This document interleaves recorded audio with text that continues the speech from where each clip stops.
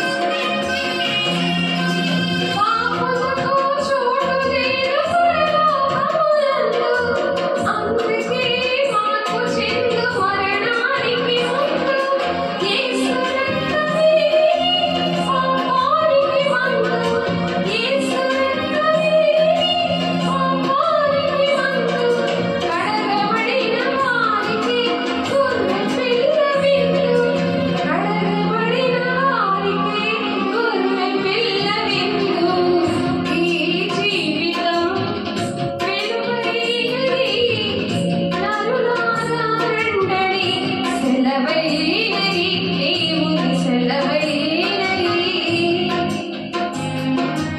ఈ జీవితము విలువైనది నరులారా రండని సెలవైనది దేవుని సెలవైనది సిద్ధపడినావా చివరి యాత్రకు సిద్ధపడినావా ఈ జీవితము విలువైనది నరులారా రండని సెలవైనది దేవుని సెలవైనది దేవునికి మహిమ కలుగును గాక. ఆమేన్ ఆమేన్ ఆమేన్ దేవుడు మనతో ఈరోజు దేవుని రాజ్యానికి మనం ఎలాగా సిద్ధపడాలి. మన జీవితం విలువైంది అనమాట. విలువైన జీవితాన్ని మరి దేవుని రాజ్యానికి వెళ్ళడానికి సిద్ధపరచుకునేదే మరి దేవుడు ఇచ్చిన మంచి జీవితం అనిపించారు. అందరూ కూడా దేవునికి మహిమ కలుగుగాక. ఆమేన్. అబ్రహాం దినముల్లో మరి దేవుడు అలాగా మన జీవితాన్ని ఎలా కాపాడుకోవాలంటే పవిత్రంగా పరిశుద్ధంగా దేవుడు అంతవరకు సహించుకోవడము ఎలాగా అంటే మరి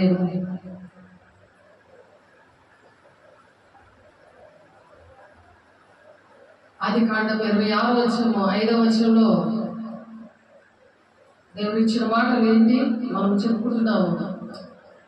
ఎలాగా అబ్రహాము నా మాట విని నేను విధించిన నా ఆజ్ఞలను దేవుడైతే విధించాడో దానిని మళ్ళీ దేవుని యొక్క ఆజ్ఞలు మరి కట్టడలు నా నియమములను వేయకోని వాళ్ళని చెప్పాడు అన్నమాట. అలాగా మనము ఉన్నామో లేదు అని మనం సరి చేసుకోవాలి. మనం ఎన్ని పాటలు పాడినా ఎంత దేవుని మాటలు విన్నా చెప్పినా మనం దేవుని రాజ్యానికి వెళ్ళము. కాబట్టి శ్రమలు అనేవి అందరికీ వస్తాయి. మరి దావీదు భక్తుల నుంచి దావీదు యెషయా గారి కుమారుడు 8 మంది ఆ యెషయా గారు పుట్టారు. మరి దావీదు దేవుడు ఏర్పాటు చేసుకున్న బిడ్డ. కానీ తన విషయంలో దేవుడితో ఎంత గడిపేవాడో మరి దేవుని పాటలు పాడుకుంటూ దేవునికి ఇష్టంగా నడిచిన దేవుని యొక్క బిడ్డ. అటువంటి దేవుని బిడ్డ విషయంలో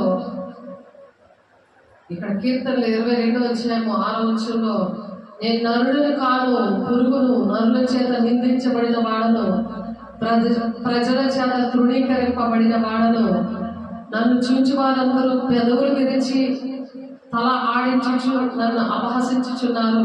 యెహోవా మీద నీ భారము మోపము, ఆయన వారిని విడిపించినేమో.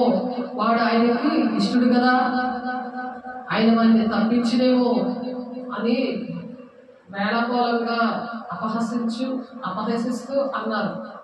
మనల్ని కూడా ఎవరు గుర్తించారు. ఆ విషయం 1 కొరింథీయులకు రాసిన పత్రిక 2వ అధ్యాయంలో ఉంది. 1 కొరింథీయులకు రాసిన పత్రిక 2వ అధ్యాయము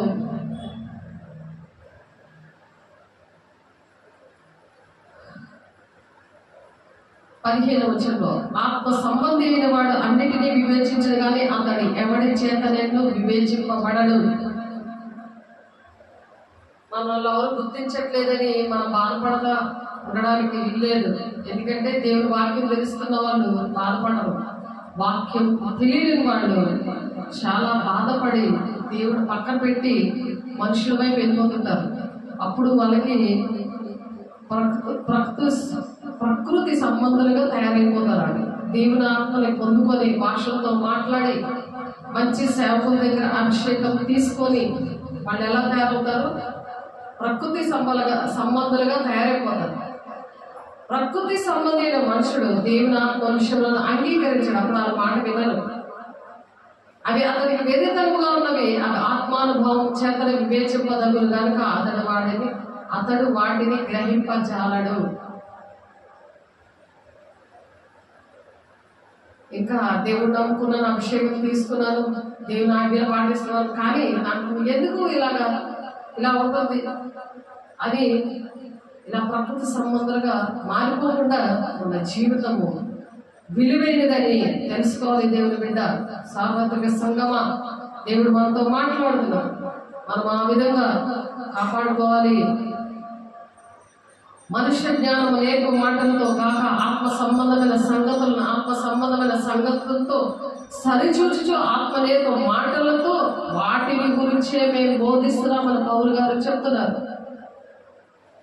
అలా వాటి కోసమే మనం బోధించాలి. ఆ బోధించిన వాళ్ళతోటే మనం సహవాసం చేయాలి. అటువంటి చర్చలకే వెళ్ళాలి. శరీరానుసారమైన భక్తి, శరీరానుసారమైన ప్రార్థనలు, శరీరానుసారమైన మరి మనస్సు వాళ్ళకు వచ్చేస్తుంది. ప్రకృతి సంబంధం రాగానే ఆత్మ సంబంధంగా ముందు ప్రారంభించి శరీరానుసారంగా మీరు ఎందుకు వెళ్ళిపోయారు గలతీతో పౌలు గారు బాధపడుతుంటారు. ఇక్కడ కొరింథీ సంఘంతో దేవుడు ఈ మాటలు మాట్లాడారు. ఇప్పుడు మనతో మాట్లాడుతున్నారు. పౌలు గారు మరి ఆ విధంగా తను బాధపడుతున్నప్పుడు దేవుడు ఆయనతో ఈ మాటలు మాట్లాడించారు. దేవుని వల్ల మనకు దయచేయబడిన వాటిని తెలుసుకుంటే మనం లౌకికాత్మల కాక దేవుని యొద్ద నుండి వచ్చే ఆత్మను పొంది ఉన్నాం. కాబట్టి దాన్ని కాపాడుకోవాలి. ఆ ఆత్మని కాపాడుకోవాలి.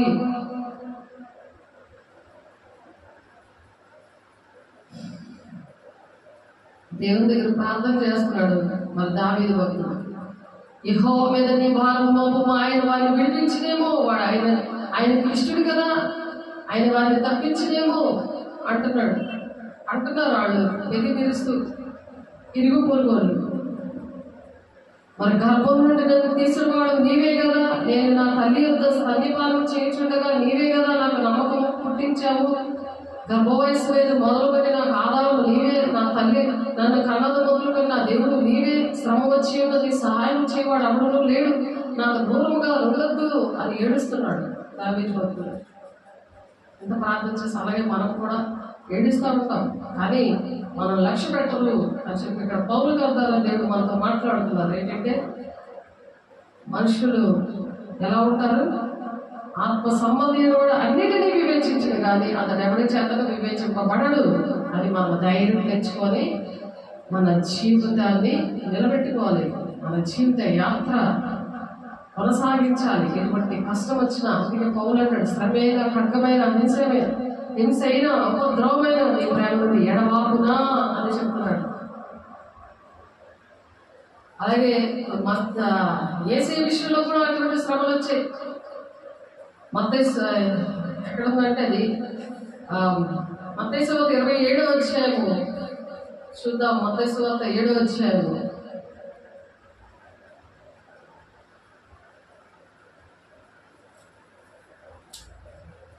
మత్తయి సువార్త 27వ అధ్యాయము 39-40 వచనాలు మీకోసం చదువుతున్నాను. చక్కగా వినండి, రాసుకోండి. మనం ఈరోజు బలపడదాం. దేవుని బిడ్డలారా, బాధపడుతున్నావా? దేవుని నమ్ముకొని నా పరిస్థితి ఏంటి, నేను ఎలా నడవాలి, ఎవరు నన్ను లక్ష్య పెట్టట్లేదు, ఎంత చేసినా వాళ్ళు నన్ను ఏడిపిస్తున్నారు, వాళ్ళకి ఎన్ని దేవుడు చేసినా, వాళ్ళ కోసం ఎంత ప్రార్థన చేసినా, ఎంత విడుదల వచ్చినా నాకేమీ జరగలేదని నిన్ను ఏడిపిస్తున్నారేమో, దేవుడిని నిందిస్తున్నారేమో, నిన్ను నిందిస్తున్నారేమో. మరి యేసే విషయంలో కూడా జరిగింది. 27 మత్తయి సువార్త 27వ అధ్యాయంలో ఇతరులు యూదుల రాజైన యేసు అని ఆయన మీద మోపబడిన నేరము రాసి ఆయన తలలకు పైగా వచ్చింది. సులువు వేసినప్పుడు పైన బయటిగా ఒక రాసి ఉంచారు. బయటిగా ఒకటి ఉంటుంది, ఆ శాస్త్రం లాంటి దాని మీద రాశారు. ఏమనంటే ఇతడు యూదుల రాజైన యేసు అని ఆయన మీద మోపబడిన నేరము రాసి ఆయన తలకు పైగా ఉంచారట. అది సులువు వేసినప్పుడు.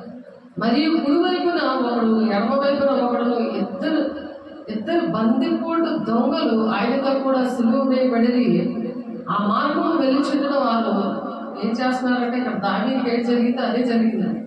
దావీదు అలా ప్రవచించాడు, తను అలా ప్రార్థన చేశాడు. దావీదు ప్రార్థన చేయడము ప్రకృతి సంబంధంలో ప్రార్థన చేశాడు. గమనించారా? కీర్తనలు 22వ అధ్యాయము మనం చూసాం. కీర్తనలు 22వ అధ్యాయం కీర్తన 22వ అధ్యాయంలో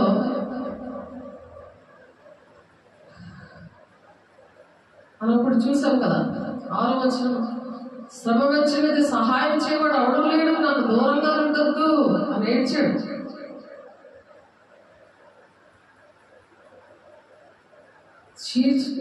ఎలాగంటే వృషభములు అనేకములు నన్ను చుట్టుకొని ఉన్నవి, భాషాను దేశము బలమైన వృషభములు నన్ను ఆవరించి ఉన్నవి, చీల్చుచును గర్జించుచు నుండి సింహం వలె వారు నోడు తెరుచుచున్నారు. నేను నీళ్ల వలె పారబోయబడి ఉన్నాను, నా ఎముకలన్నీ స్థానము తప్పి ఉన్నవి, నా హృదయము నా అంతరంగమందు మైనం వలె కరిగిపోతుంది, నా బలము ఎండిపోయి చిల్ల పెంకు వలె ఆయను, నా నాలుక నా దౌడను అడ్డుకొని ఉన్నది, నీవు నన్ను ప్రేతల భూమిలో పడవేసి ఉన్నావు అని దేవుడి మీదే నిందేస్తున్నాడు. అలా చాలా మంది నింద వేస్తారు. కుక్కలు నన్ను చుట్టుకొని ఉన్నవి, దుర్మార్గులు గుంపు కూడి నన్ను ఆవరించున్నారు, వారు నా చేతులను నా పెదవులను పొడిచి ఉన్నారు, నా ఎముకలన్నిటిని నేను లెక్కింపగలను, నా ఎముకలన్నిటినీ నేను లెక్కింపగలను, వారు నిదానించుచు నన్ను తేరి చూచుచున్నారు, నా వస్త్రంలో వారు పంచుకొనుచున్నారు, నా అంగీ కొరకు చీట్లు వేయించున్నారు. యెహోవా దూరంగా ఉండకుము, నా బలమా త్వరపడి నాకు సహాయం చేయము. దేవుడు మనం అలాగ ప్రార్థన చేస్తుంటే, అందుకనే దేవుడు సిలువ వేయబడ్డాడు. మన పాపం ఆ ప్రార్థన పాపం అయిపోయినా ఉండకూడదు. దేవుడు నింద వేస్తూ అలా ప్రార్థన చేయకూడదు. అవన్నీ కూడా ఆయనకి జరిగాయి. ఎందుకు? ఆ పాపములన్నిటికీ కూడా వాళ్ళు అలాగా హింసించి అలా బాధ పెడుతున్నప్పుడు దేవుని ఆత్మతో గట్టిగా నిలబడాలి. దేవుని అభిషేకంతో భాషలతో మాట్లాడుతూ అటువంటి బాప్తిసం తీసుకోవాలి. అటువంటి వారితో బాప్తిసం తీసుకోవాలి. యోహాను గారు మారుమనసు పొంది బాప్తిసం ఇచ్చాడు. అపోస్తలుల 19వ అధ్యాయంలో ఉంటుంది. కానీ పౌలు గారు వచ్చి, మీరు పరిశుద్ధాలను పొందుకున్నారా, బాప్తిసం పొందుకున్నారు కదా, మరి పరిశుద్ధాలు పొందుకున్నారంటే మేము మామూలుగా నీటి బాప్తిసం తీసుకున్నాం, మారు మనసు నిమిత్తం అంతే అన్నారు. పరిశుద్ధాలు దేవుడు ఉన్నారని సంగతి తెలియదు అన్నారు. ఆ సంగతి తెలియనప్పుడు ఇలా ప్రార్థన చేస్తారు, దేవుడు మీద నింద వేసుకొని. ఎప్పుడైతే అలా నిందలు వేస్తున్న సమయంలో దేవుడు ఏం చేశారు? ఆ నిందలన్నీ ఆయన మీద పడ్డాయి. అలాగా ఆయన చేర్చబడ్డాడు. ఆయన పొందిన దెబ్బల చేత మనకి స్వస్థ బుద్ధి వచ్చింది. దేవుడు ఎంతగా మన కోసం ఆలోచించాడు. ఇంకా కూడా అటువంటి బుద్ధితో ఉండి మన జీవనయాత్రలో మనము ఆయన మాట వినకపోతే ఆయన మాటికి సిలివేసినట్టు, బాహాటంగా సిలివేసినట్టు లెక్కకు వచ్చేస్తాం మనం. ఆ లెక్కలో మనం ఉండకుండా ఆయన నిబంధనలు, కట్టడలు, ఆయన విధులు, ఆయన ఆజ్ఞలు, ఆయన మాటలు వినాలి అని మళ్ళా దేవుడు ఈరోజు మాట్లాడుతున్నారు. ఇక్కడ చూడండి, మత్తయి 7:27 నుంచి, యూదుల రాజని యేసు అని ఆయన మీద మోపబడిన నేరము రాసి, ఆ నేరం యూదుల రాజు, ఆయన రాజులకు రాజు, ఆయన యూదులకు రాజు అని ఆ నేరం మోపారు.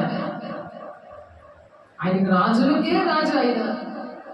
వాళ్ళకి తెలియదు దేవుడు అంటే. యేసయ్య కోసం ఎదురు చూస్తూ ఉన్నారు. మెస్సయ్య వస్తాడు మమ్మల్ని రక్షిస్తాడు, ఇటువంటి కష్టాలను అనుకోని యేసయ్య వస్తే ఆయన దేవుని కుమారుడని అంగీకరించలేదు. ఇప్పటికీ కూడా ఇశ్రాయేలు ప్రజలు అంగీకరించలేదు. ఎప్పుడైతే అంత్యక్రీస్తు వచ్చి మరి యెరూషలేము మందిరంలో కూర్చుంటాడో 3.5 సంవత్సరాలు కూడా ఆచారాలు అవన్నీ కూడా పండుగలు చేస్తారు. చేసి అవన్నీ కూడా మోషే ధర్మశాస్త్రం అన్నీ చేస్తున్నట్టు యాక్టింగ్ చేస్తాడు. 3.5 సంవత్సరాలు అందరూ వింటారు. తర్వాత మిగిలిన 3.5 సంవత్సరంలో నేనే దేవుడిని అని కూర్చుంటాడు. అక్కడ నేనేం చెప్తాను అదే చెయ్యండి అని. అలాగా ఇంకా అనేక మంది వచ్చారు. మీకు తెలుసు, చాలా మంది అలా వచ్చి చేశారు. లాస్ట్ వస్తున్నాడు కాబట్టి అంత్యక్రీస్తు అని పేరు పెట్టారు. ఇంకా దాని తర్వాత ఇంకా ఇంకో క్రీస్తు రాడు. ఎందుకంటే యేసే వచ్చేస్తాడు. ఆ శ్రమ 7 శ్రమ దినాల్లో.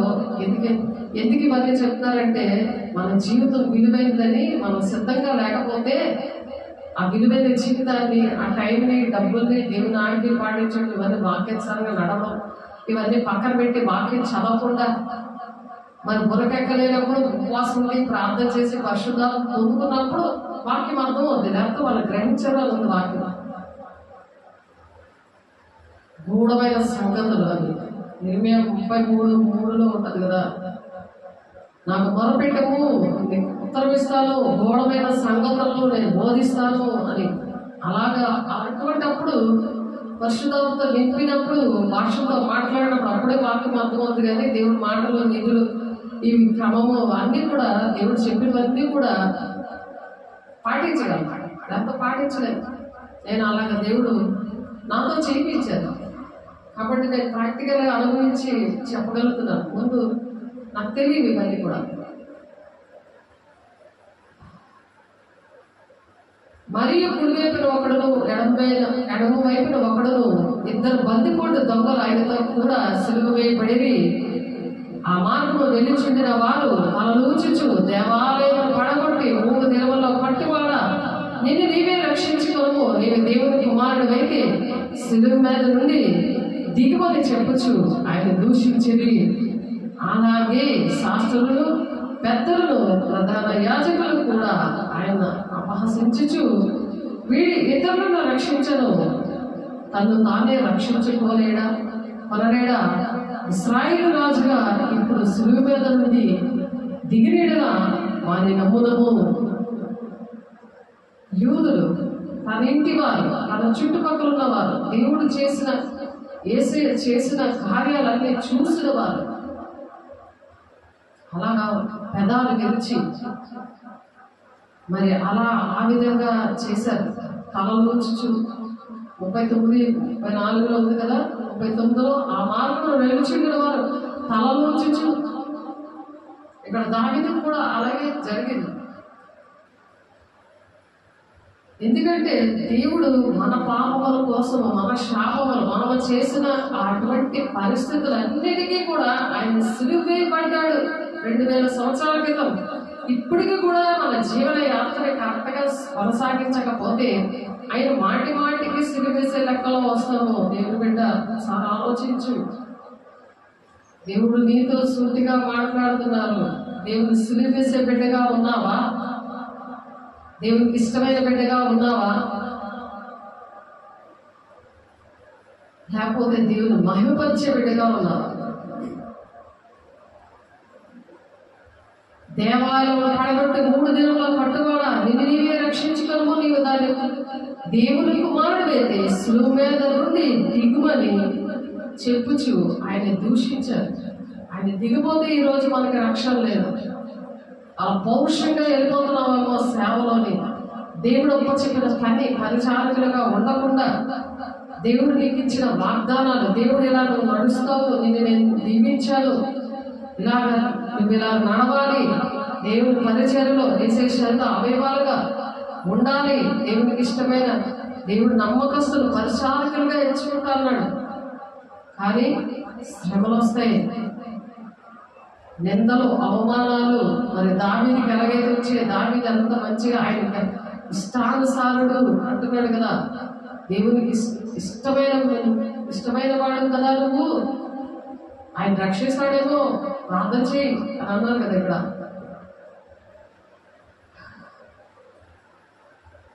నన్ను చూచి వారందరూ పెదవులు విరిచి తలలు ఆడించు నన్ను అపహసిస్తున్నారు, యెహోవా మీద నీ భారం మోపు అని వాళ్ళు బోధ చేస్తున్నారు. ఒక ఆమెకి కళ్ళు అలాగే సాతాను వచ్చి బోధ చేశాడు. అలాగే ఇక్కడ సాతాను ఆత్మ ఆ మనుషుల్లోని బోధ చేస్తున్నారు. యెహోవా మీద నీ భారం మోపును, ఆయన వారిని విడిపించినేమో, వాడు ఆయనకి ఇష్టడు కదా. దావీదుతో అంటున్నారు, నువ్వు ఇష్టడు కదా, ఆయన నిన్ను తప్పిస్తాడేమో, నీ భారం ఆయన మీద మోపు అని చెప్తున్నారు. ఇక్కడ యేసయ్య కూడా దిగి నువ్వు నీ మాట సులువు మీద దిగుమని చెప్పుచు ఆయన దూషించారు. అలాగే శాస్త్రులు, పెద్దలు, ప్రధాన యాజకులు కూడా ఆయన అపహసించారు. ఇప్పుడు కూడా అనేక మాటలు చెప్తున్నారు, కానీ ఎవరికైనా శాస్త్రం పరిశీలు సద్దుకైలు ధర్మశాస్త్రోపదేశకులు దేవుని బిడ్డల విషయంలో అసలు బాధ్యత వహించకుండా ఉంటున్నారు. వాళ్ళ కష్టం వస్తే నాకెందుకు అన్నట్టుగా ఉంటున్నారు. అలాగే శాస్త్రుల పరిశీలన అలాగే అన్నారు. చుట్టుపక్కల ఉన్న యూదులు సిలువేశారు. దావీదు కూడా నువ్వు దేవుడికి ఇష్టడు కదా, యెహోవా మీద భారమే అని చెప్తున్నారు, సలహాలు చెప్తారు. కానీ వాళ్ళ చెయ్యరు.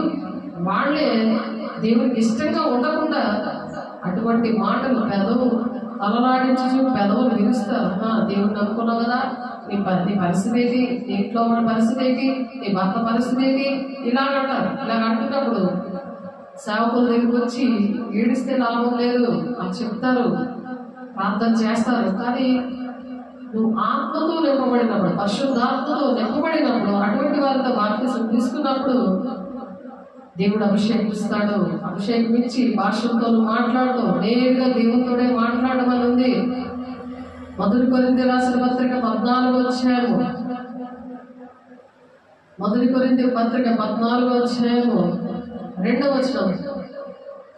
ఎందుకంటే భాషలతో మాట్లాడడం మనుషులతో కాదు, దేవునితో మాట్లాడుచున్నాడు. మనుషుడు ఎవడనో గ్రహింపడు గాని ఆత్మ వల్ల మర్మములను పలుకుచున్నాడు.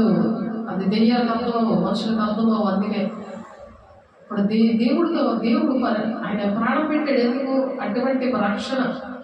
మనము బాల్యం నుండే మనం పాపంలో పుట్టాము కాబట్టి, గర్భంలో రూపించబడకముందే మనం పాపంలో ఉన్నాము కాబట్టి, మన ఆలోచనలు, తలంపులు, మన మాటలు, మన ప్రార్థనలు అన్నీ కూడా దేవునికి ఇష్టం లేకుండా, దేవుని సిరివేసేటట్టుగా, దేవుని నిందించేటట్టుగా, సేవకులు నిందించేటట్టుగా, ఇంటి వారు నిందించేటట్టుగా ప్రార్థనలు పాపం అయిపోతాయి. అది కీర్తన 109:6 ఉంది. కాబట్టి భాషలతో మాట్లాడుకోవాలి. ఆ నిందలన్నీ భరించాడు దేవుడు. ఎలాగైతే మనకి రక్షణకి కారకుడు అయ్యాడో ఆ విధంగా మనం కూడా అనేక మందికి రక్షణకి కారకులుగా ఉండాలంటే యేసయ్య పరిశుద్ధాత్మను పొందుకున్నాడు. మరి ఆయన బాప్తిస్మం ఇచ్చే యోహాను గారు ప్రార్థన చేసిన వెంటనే బాప్తిస్మం ఇచ్చిన వెంటనే ప్రార్థన చేసుకున్నాడు. అప్పుడు వెంటనే పౌలు ఆయన మీద రాలి, ఈయన నా ప్రియకుమారుడు, ఈయన ఆనందించానని పరిశుద్ధాత్మ దేవుని వల్ల ఏడవబడి 40 రోజులు ఉపవాసం ఉన్నాడు. అలా ఉపవాసం చేయాలి. ఈ లెక్క పీరియడ్స్ లోనే కాదు, లెక్క పీరియడ్స్ అయితే ఎక్కడా లేదు చేయాలని. కానీ జీవితం అంతా చేయించుకోవచ్చు. ఎప్పుడైతే నీకు అటువంటి శోధన వచ్చిందో నువ్వు జీవితం అంతా కూడా చేయొచ్చు.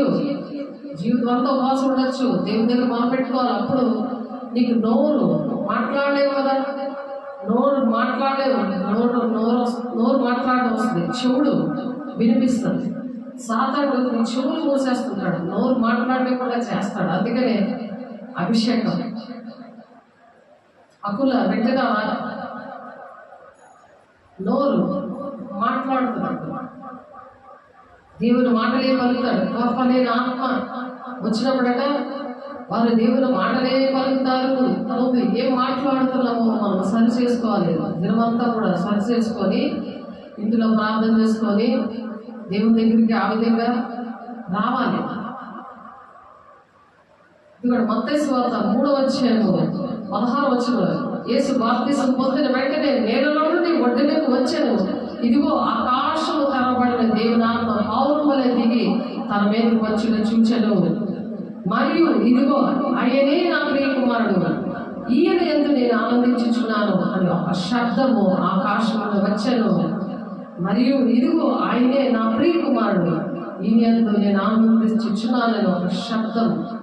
అలాగా మన విషయంలో, మన జీవన యాత్ర విషయంలో మనము కూడా అటువంటి సాక్ష్యం కలిగి ఉండాలి. రాయలసీమ నుండి రమేష్ అనే ఒక ఆయన వచ్చాడు. చిన్నప్పటి నుండి దేవుని మాటలు, దేవునితో మాట్లాడాలి అని చెప్పి ఒక పిచ్చి అయిపోయి వచ్చాడు అతను. అప్పుడు దేవుడు ఆయనతో ఏం మాట్లాడారంటే, నా బిడ్డ పలానా ఊరు చదువులో, నా బిడ్డ పలానా చర్చిలో ఉంది అని చెప్పారు. నా సంపూర్ణమైన బిడ్డ అని చెప్పారు. ఎందుకంటే నాకు భక్తి తెలియని ప్రభావాన్ని నేను జీవితం అంకితం చేసినాను. నాకు నేర్పించి ప్రభావినప్పుడే ఆ భాషలతో మాట్లాడడం, ఆ అభిషేకించడం. నేను 8వ క్లాస్లోనే మరి బాప్తిస్మం తీసుకున్నప్పుడు అది చల్లలేదు. చాలాసార్లు చెప్పాను నా సాక్ష్యంతో. ఎందుకంటే వాక్యం వచ్చినప్పుడు సాక్ష్యం కూడా మళ్ళీ రిపీట్ అవుతూ ఉంటుంది. ఎందుకంటే సాక్ష్యము బుద్ధి గంతముల వరకు మనం సాక్ష్యం ఉండాలి. ఆ సాక్ష్యం ఎందుకంటే ఇతరులు వెలిగించడానికి. అందుకే మీరు లోకములకు వెలిగే ఉన్నారు, కొండ మీద ఉన్న పట్టణం మరుగై ఉండదు అని చెప్తే, నేను సియోను కొండ మీద ఉన్నట్టు బెన్ని ఒక అబ్బాయికి చూపించారు, మార్కు అనే సువార్తికుడు చూపించారు. సియోను కొండ మీద నేను ఉన్నట్టు. ఎందుకంటే కొండ మీద ఉన్న పట్టణము మరుగై ఉండనేరాదు అని అన్నారు. దేవుడు అలా వెలిగించే వరకే చేస్తాడని అర్థం దానికి. కాబట్టి మొత్తం అపోస్తలుల కార్యము 19వ అధ్యాయంలో బాప్తిస్మం అనేది ఎటువంటి బాప్తిస్మం తీసుకున్నామో దేవుడు నాకు ప్రాక్టికల్గా నేర్పించారు. బాప్తిస్మ సంఘంలో పుట్టి పెరిగినప్పుడు ఆ 8వ క్లాస్ బాప్తిస్మం చల్లలేదు, యోహాను బాప్తిస్మం లాగా ఉంది. కాబట్టి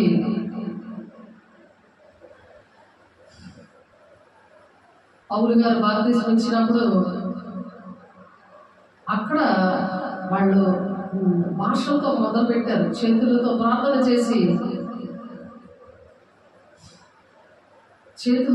చేసినప్పుడు అటువంటి అభిషేకం పొందుకున్నారు.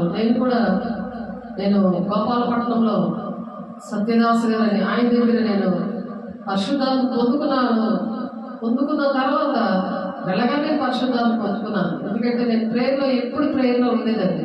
అలా వెళ్ళగానే అక్కడ 3 రోజులు పరిశుద్ధాత్మ కోసమే అక్కడ ప్రార్థన జరుగుతుంది. నేను సిద్ధపడి ఉన్నాను. అటువంటి శ్రమల్లో నేను ఉన్నప్పుడు దావీదు ఏ విధంగా శ్రమలో ఉన్నారో దేవుడిని నిందించలేదు నా జీవితంలో ఎప్పుడు కూడా. ఎన్ని శ్రమలైనా సరే నేను నిందించలేదు. అందుకని నేను రెడీగా ఉన్నానేమో, వెళ్ళగానే దేవుని ఆత్మలో చాలా బలంగా నేను నింపబడ్డాను. అప్పుడు నింపబడిన వెంటనే బాప్తిస్మం తీసుకోమని ఆయన చెప్పినప్పుడు నేను వెంటనే అన్నయ్య నేను బాప్తిస్మం తీసుకున్నాను అన్నయ్య, నాకు అవసరం లేదు, మళ్ళీ తీసుకోలేదు అన్నయ్య అని అడిగినప్పుడు అప్పుడు చెప్పారు. అంతవరకు నాకు పరిశుద్ధాత్ముడు ఉన్నాడన్న సంగతి నాకు తెలియదు. అదే విషయం అపోస్తలుల 19వ అధ్యాయంలో దేవుడు చూపించారు. నేను అడిగినప్పుడు దేవుడు ఏ ప్రభా మళ్ళీ పరిశుద్ధాత్మ మళ్ళీ నేను బాప్తిస్మం తీసుకోవాలంటే, చూడండి అపోల్లో కొరింథీలో ఉన్నప్పుడు జరిగినది ఏమనగా అపోస్తలుల 19వ అధ్యాయం 1వ వచనం చదువుతున్నాను. మీరు చూడండి. మీరు అటువంటి బాప్తిస్మం తీసుకుంటే పరిశుద్ధాత్మ లేకుండా భాషలతో మాట్లాడుతూ శ్రమలు వచ్చినప్పుడు మీరు బలపడతారు. నేను అలాగే బలపడుతూ మరి నా జీవన యాత్రలో అంతవరకు సహించుకునే కృప దేవుడు, ప్రతిక్షణం ఆనందించే కృప, ప్రతిక్షణం ఆయనతో మాట్లాడుకునే కృప దేవుడు నాకు ఇచ్చారు. మరి ఆ కృపను బట్టి మనం ఏంటంటే మన యెహోవా అంటే మనుషుల కంటే యెహోవా పెట్టిన దీపం, ఆ దీపం అనే దేవుని ఆత్మని మనం కాపాడుకోవడానికి దేవుడు నా విషయంలో చేశారు. కాబట్టి ఆ కొండ మీద ఉన్న పట్టణము మరుగే ఉండలేదు అన్నారు కదా. ఆ విధంగా దేవుడు యూట్యూబ్ అందుకని ఇచ్చారు.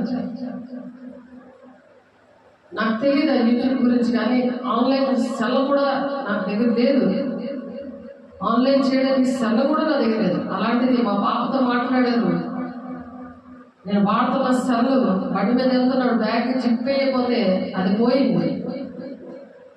అది పోయిన తర్వాత అప్పుడే నేను చర్చలో నా ఆత్మ బిడ్డలందరికీ చెప్పి నేను ప్రమాణం చేసి, నన్ను క్షమించి ప్రభా నువ్వు చెప్పిన మాట వినలేదు అనే దేవుడు ఆ కృపా సింహాసనం దగ్గర నేను తీర్పు తీరుస్తాను అని బలిపీఠం దగ్గర నేను మరి వాక్యం ఉంది కదా, అలాగే నేను విమర్శించుకుంటే దేవుని దగ్గర నన్ను క్షమించే ప్రభా నేను నీ మాట వినలేదు, నా పాపతో గ్లోరీకి చెప్పావు కానీ నేను వినలేదయ్యా, నేను కొనుక్కుంటానయ్యా, నేను నెట్ వాడతానయ్యా.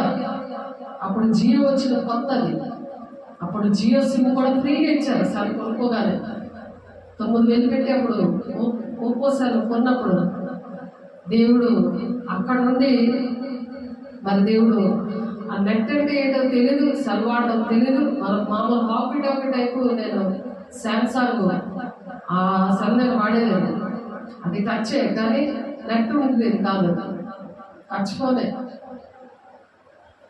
కానీ అది ఉంది కదా, నాకు నెట్ అవసరం లేదు. ఎందుకంటే నాకు దేవుడికి మధ్యన సినిమాలో చీకటి అడ్డంగా ఉన్నది, అది వెళ్ళిపోయింది, అవన్నీ ఒప్పుకున్నాను. అందుకని నాకు ఇష్టం లేదు నెట్ వాడడం.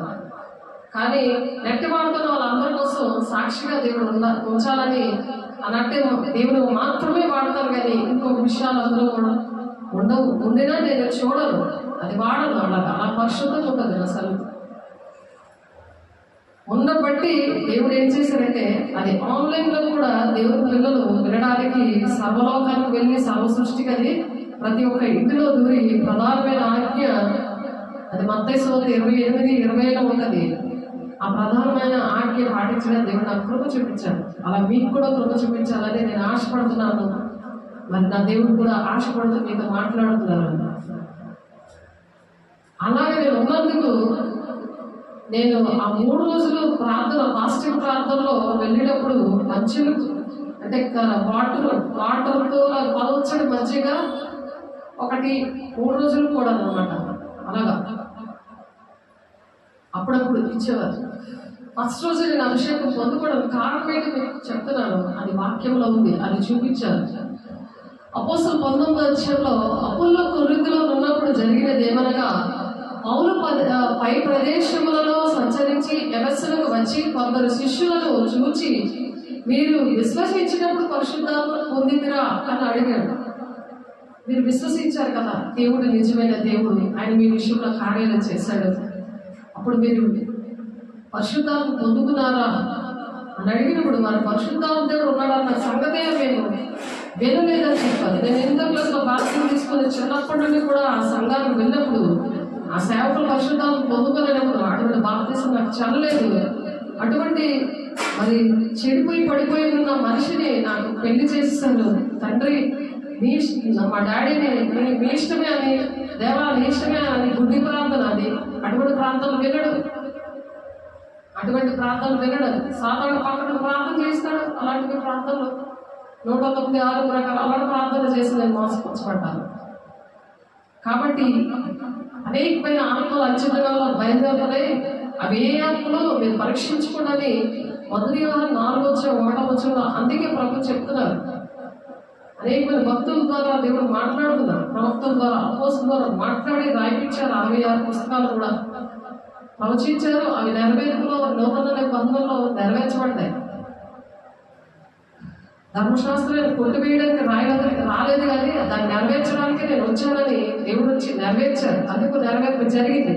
ప్రవక్తలు ఎవరైతే ఆది కాండం నుంచి మలాకి వరకు ప్రవచించారో అవన్నీ నూతన నిబంధనలో నెరవేర్చబడ్డాయి.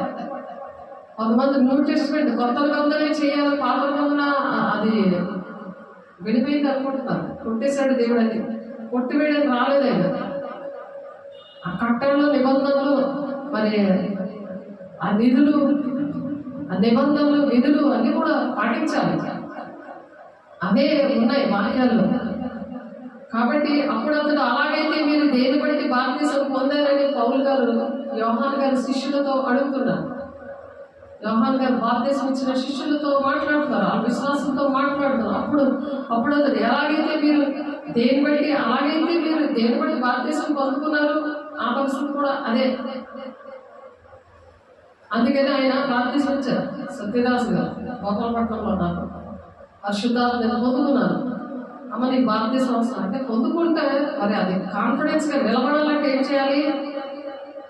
సేవకులు ఉన్నప్పుడు పొందుకుంటారు, వాళ్ళు ప్రార్థన చేస్తారు, ఆ ప్లేస్కి వచ్చినప్పుడు పొందుకుంటారు. అది పరిశుద్ధంగా ఉంటుంది కాబట్టి ఆలయం పొందుకుంటారు. అన్ని జనులతో సహా పొందుకుంటారు. పేతురు ప్రార్థన చేసినప్పుడు పొందుకున్నారు వాళ్ళు. అపోస్తలుల కార్యం 10వ అధ్యాయం 44వ వచనం ఉంది. అలాగే కూడా నాకు జరిగింది నా పరిచర్యలో. అన్యులతో సహా పొందుకున్నారు. నేను వాక్యం చెప్తున్నప్పుడు పింకీ, వెనిల్లా, మరి శ్రీని గారి పిల్లలు వాళ్ళిద్దరు కూడా పొందుకున్నారు. మగపిల్లలు. సాయి అబ్బాయి పేరు సాయి, ఇంకొక అబ్బాయి ఆ తమ్ముడు పొందుకున్నారు. ఆస్తమా అంతా పోయింది.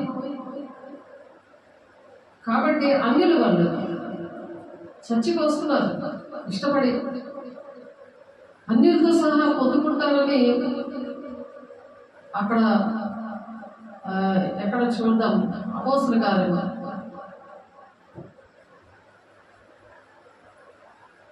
చూడండి, చక్కగా రాసుకోండి.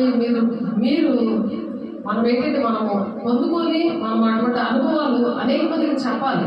ఎందుకంటే దేవుడి విషయంలో మతము కులం భేదం లేదు. మనుషులు పెట్టుకున్నారు, ప్రేమలు లేకుండా చేస్తుంది లూసిఫర్. ఆనాడు ఎవరైతే దేవుడి కన్నా ఎక్కువగా ఆశపడతారో అలాంటి వాళ్ళకి, దేవుడి కన్నా ఎక్కువ దేన్ని ప్రేమిస్తారో అలాంటి వాళ్ళకి లూసిఫర్ దూరిపోతున్నాడు. ఎందుకంటే దేవుడి కన్నా ఎక్కువగా ఉండాలని ఆశపడేది అహంకారంతో.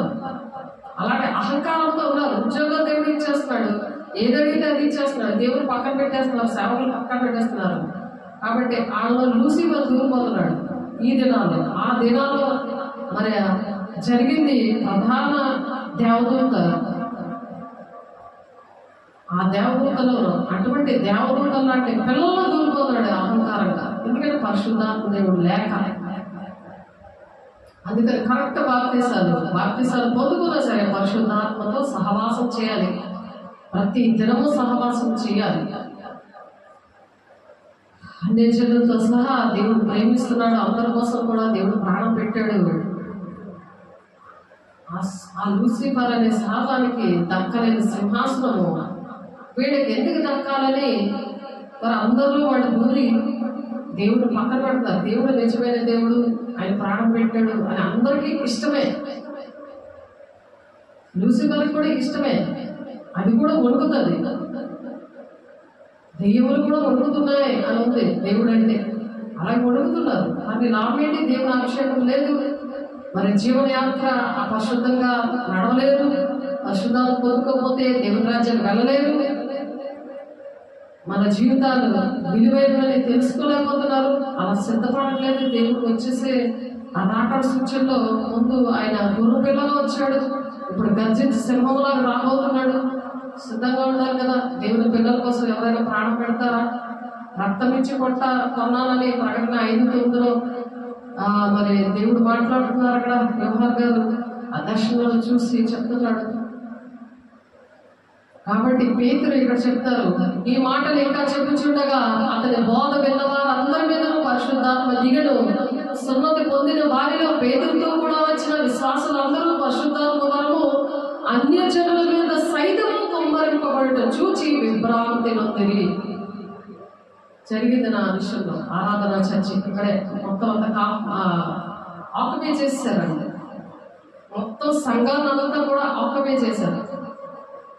ఆత్మీయ బిడ్డల్ని ఏంటంటే పాస్టర్ని దేవుడు మంచి కావాలి తన గొర్రెల కోసం ప్రాణం పెడతాడు అని వాక్యం చెప్తుంది కదా. జీతకాడు వదిలేసి వెళ్ళిపోతాడు. ఎవరైతే అటువంటి సంఘాలు సాతానుగాడు ద్వారా నడిపించబడతారు, వాళ్ళు జీతము ఇవ్వలేదు నాకు, నేను ఫ్రీగా చేశాను. గెస్ట్లో పిలిస్తే వచ్చి భోజనాలు కరోనాకి అన్ని కూడా పప్పులు ఉప్పులు రేషన్ ఇస్తామని చెప్పి అలాగా ఆక్యుపై చేసేసారు. అలాగే నేను లేని టైంలో ఫోన్లో మాట్లాడేసుకొని నా విశ్వాసాలందరితో కూడా, నా శిష్యులతో ఇలాంటి కార్యాలు చేసిన వాళ్ళందరూ ఇలా అన్ని జనులు దేవుని బిడ్డలు పరిశుద్ధాత్మ పొందుకున్న వాళ్ళు. ఎందుకంటే భాషలతో మాట్లాడడం రాదు. అందుకు భాషలతో మాట్లాడడం అంటే దేవుడితోనే నేరుగా మాట్లాడుకోవడం అది 1 కొరింథీ పత్రికలో ఉంది కదా. 14 వచనంలో ఆ దేవుడితో మాట్లాడుకోకపోతే వచ్చే నష్టాలు అన్నమాట.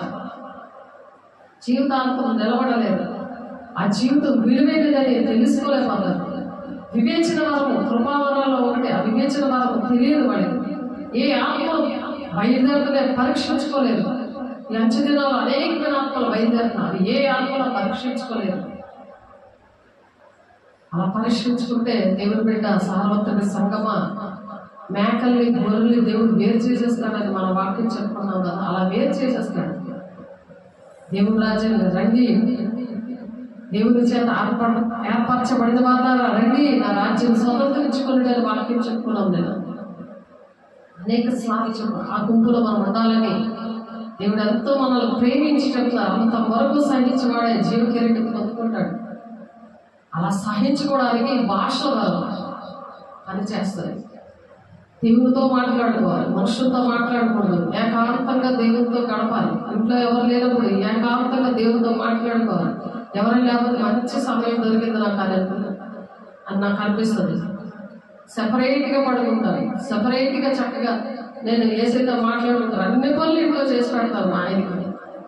కానీ దేవుడే నా సృష్టికర్త అయిన దేవుడే భర్త అయి ఉన్నాడని ఆయనతో మాట్లాడుకుంటాను. ఆయనకి ఇష్టమైన నడుస్తూ మరి అందరితో కూడా సమాధానం ఉంటారు. బయటైనా, ఇంట్లోనే, కుటుంబంలోనే, ఎక్కడైనా. ఆ దేవుడు నేర్పించాడు ఈ భాషల బలంతో. దేవుడు అలా కుమ్మరించి దేవుడు చేశాడు ఆ కార్యం. మీ జీవితంలో కూడా చెయ్యాలని దేవుడు వాక్యం ద్వారా మాట్లాడుతున్నాడు.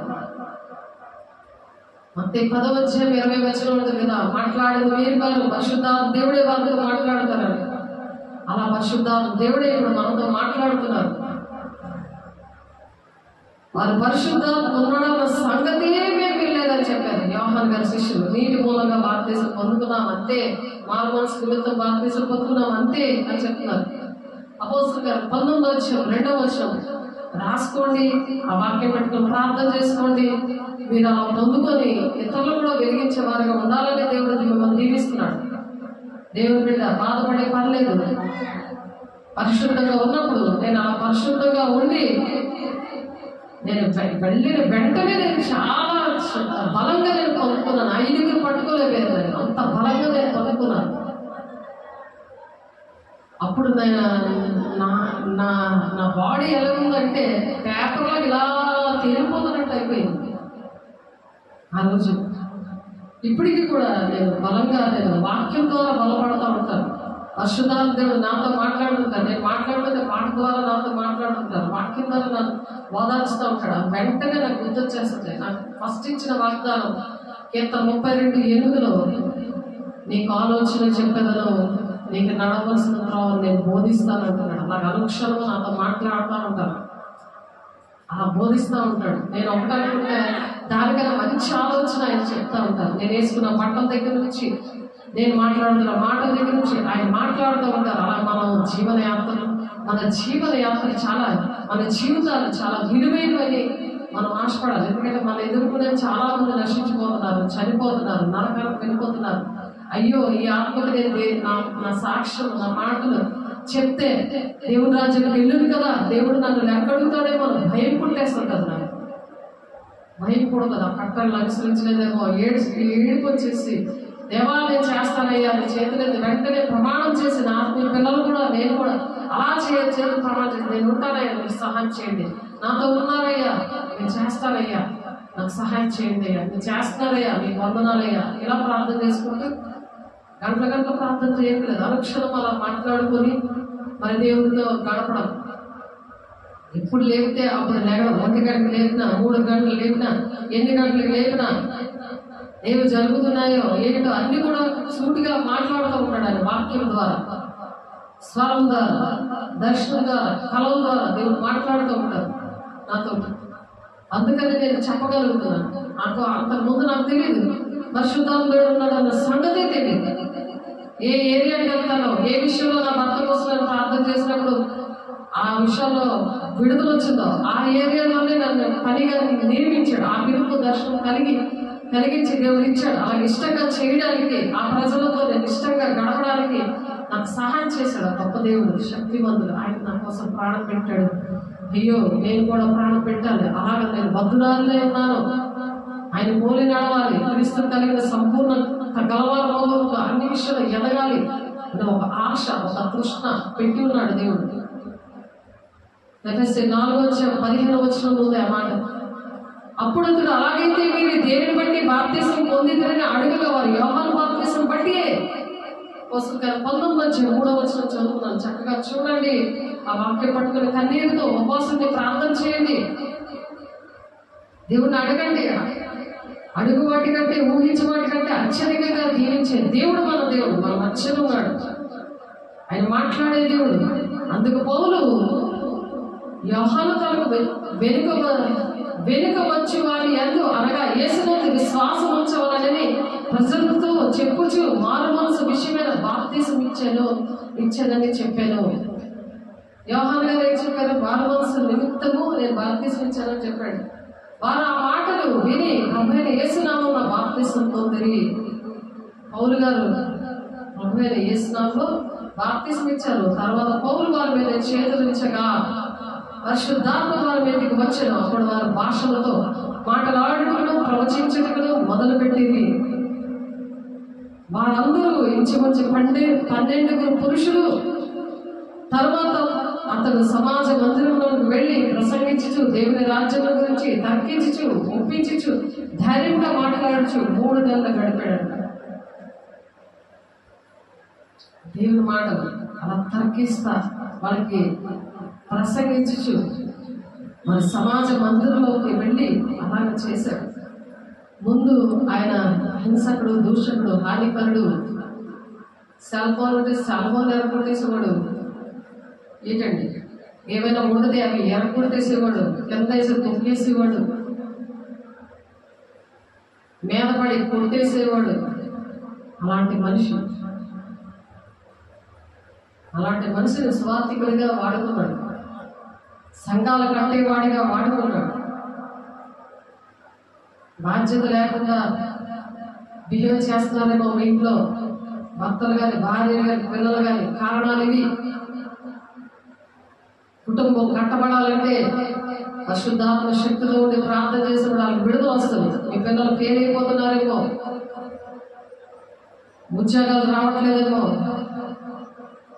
పరిశుద్ధాత్మ దేవుడు పొందుకున్నప్పుడు మంచి మార్కులు వస్తాయి. వాళ్ళకి ఫెయిల్ అవ్వరు. మంచి మార్కులు వస్తాయి, మంచిగా ఉద్యోగాలు వస్తాయి. ఆ ఉద్యోగాలు కూడా దేవుడి కోసం ఉద్యోగం చేస్తూ పని చేశాడు పౌలు గారు. ఇవన్నీ చేశాడు పౌలు గారు. ముందు అలా ఉండేవాడు పౌలు గారు, ఇలా మారాడు. అలాగా మనం కూడా అలా మారాలి. మన లైఫ్ స్టైల్ మారిపోవాలి. ఆ జీవితం విలువైనది, మన జీవితాలు విలువైనవి అని దేవుడు మాట్లాడుతున్నారు మనతో. కాబట్టి దావీదు గారి విషయంలో కూడా ఎక్కడున్నాడని సమూయేలు యేసయ్య పంపించినప్పుడు, దేవుడు పంపించినప్పుడు వాడు దేనికి పనికిరాడు అని చెప్పి అలాగన్నప్పుడు వెంటనే అతన్ని పిలిపించి అభిషేకిస్తారు. సమూయేలు అందరూ చక్కగా అందంగా ఉన్నారు, చక్కగా పొడుగున్నారు, చక్కగా నీటిగా ఉన్నారు. వాళ్ళని అభిషేకిస్తారేమో అనుకుంటే ఆ తీరత్వంలో ఉండి ఎవరు అంగీకరించరని మరి ఇందాక దేవుని బిడ్డలు ఎవరు దృష్టించరని మనం చదివే కదా మొదటి కొరింథీ పత్రికలో. అలాగ దావీదును దృష్టించలేదు అని దేవుడు సెలెక్ట్ చేశాడు. చింపురు జుట్టుతో ఉన్నాడు, గొర్రెలు మేపుకుంటున్నాడు, కంపు బట్టలు వేసుకుని ఉన్నాడు. కానీ దేవుడితో గడుపుతూ, పాటలు పాడుతూ, పాటలు రచిస్తూ, సితారా వాయిస్తూ ఆరాధిస్తున్న బిడ్డలో దేవుడు ఉండి వెంటనే ఆయన అభిషేకించారు. కాబట్టి నిన్ను నిందిస్తున్నారా, హింసిస్తున్నారా, నీకోసం చెడ్డమాటలను పలుకుతున్నారు, ధన్యుడు, సంతోషించి ఆనందించు, పరలోకమందు నీ ఫలం అధికమగును అని చెప్తున్నారు. అవమానాలను ఆశీర్వాదంగా మారుస్తాడట. అవమానాలను ఆశీర్వాదముగా, నిందలన్నిటిని దీవెనలుగా మార్చి, నేను వేసే ప్రతి అడుగులు నీవే నా దీపమై, చిరునవ్వుతో నింపిన యేసయ్యా, చిరునవ్వుతో నింపిన యేసయ్యా, ఆరాధన ఆరాధన ఆరాధన నీకే, ఆరాధన ఆరాధన ఆరాధన నీకే, నా కన్నుల వెంబడి కన్నీరు రానీయక, నా ముఖములో దుఃఖమే ఉండనీయక చిరునవ్వుతో నింపిన యేసయ్యా, చిరునవ్వుతో నింపిన యేసయ్యా. దావీదు భక్తుడికి అలా నింపాడు, రాజుగా చేసి నన్ను కూడా నింపాడు నా దేవుడు. దేవుని బిడ్డ నిందలు, అవమానాలు, దెబ్బలు, సౌలు గారు అనేకమైన భక్తులు భరిస్తున్నారు. సౌలు కూడా అలా చేస్తే మళ్ళీ అవన్నీ దులిపేసుకొని మళ్ళీ ఇంకో గ్రామానికి దేవుని మాట చెప్పడానికి వెళ్ళిపోయాడు.